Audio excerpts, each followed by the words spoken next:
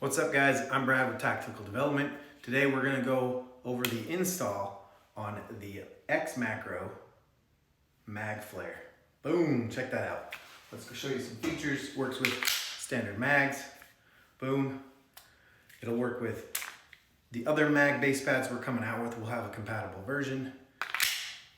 But check that out, that feels good. That is CNC'd aluminum and hard coat black anodized. So that is a nice look. Really like, this is kind of our first one, our EDC one. We're gonna make a bigger one for those that like to compete and really just wanna maximize the mag flare, but there we are. All right guys, here we got our XMacro in its normal form, other than we've added an optic and an aftermarket trigger. And that's our trigger design. This is just a silver one that hasn't been coated yet. So we're gonna go ahead and do the quick install. First thing we're gonna need to do to get our mag flare on our macro is punch out the pin here. So if you've removed back straps before, you know what you're doing. If you haven't, you can use a block or you can just use your hands and push. If you've taken it out once, it's kind of a little bit easier. The first time might be hard. There we go. That was what she said anyway. So that pin is out, slide that guy down. And it's a great time to try the different size back straps if you want. Otherwise, you don't have to slide it all the way out. Take the nut that's included in the package, this tiny little nut, square nut, and it slides right in to that slot right there. Boom. And what's gonna happen is this screw is gonna engage that once the Magwell is in the right spot. And so now you can just slide it back up. It'll rattle a little bit if you don't have the screw in. Go ahead and put your pin back.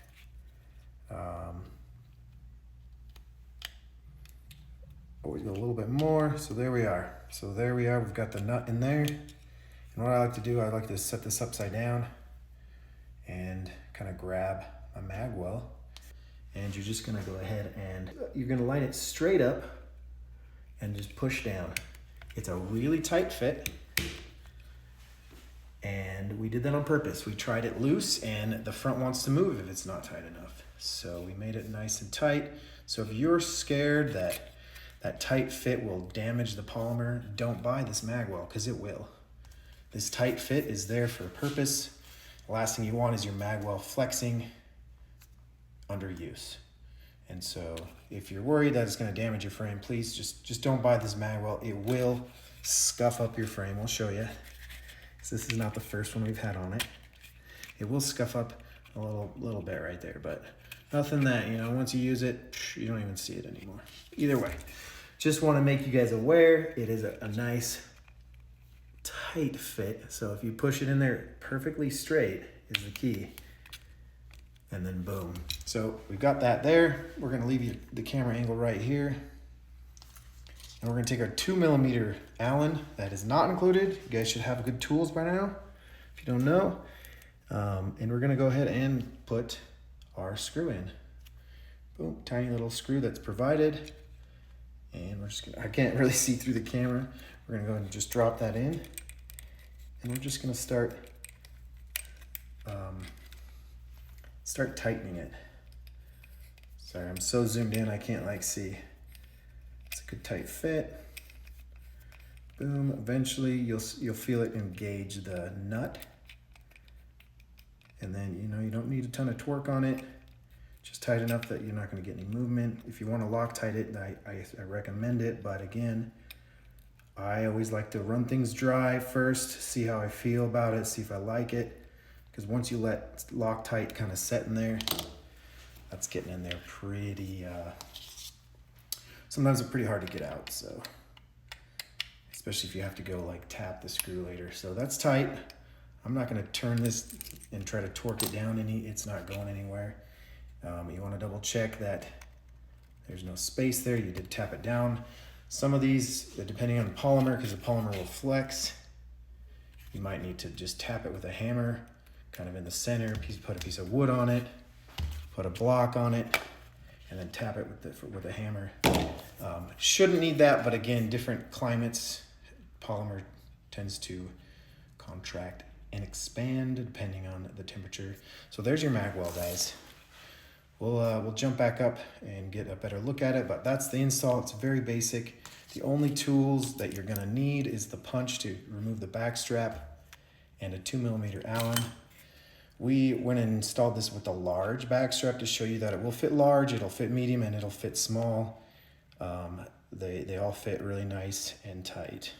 And so there we go. Can't wait to get this stippled up to kind of accentuate the grip and just make this mine. Boom. Thanks, guys. If you find this useful, please share. We are word of mouth company only. We don't pay advertising.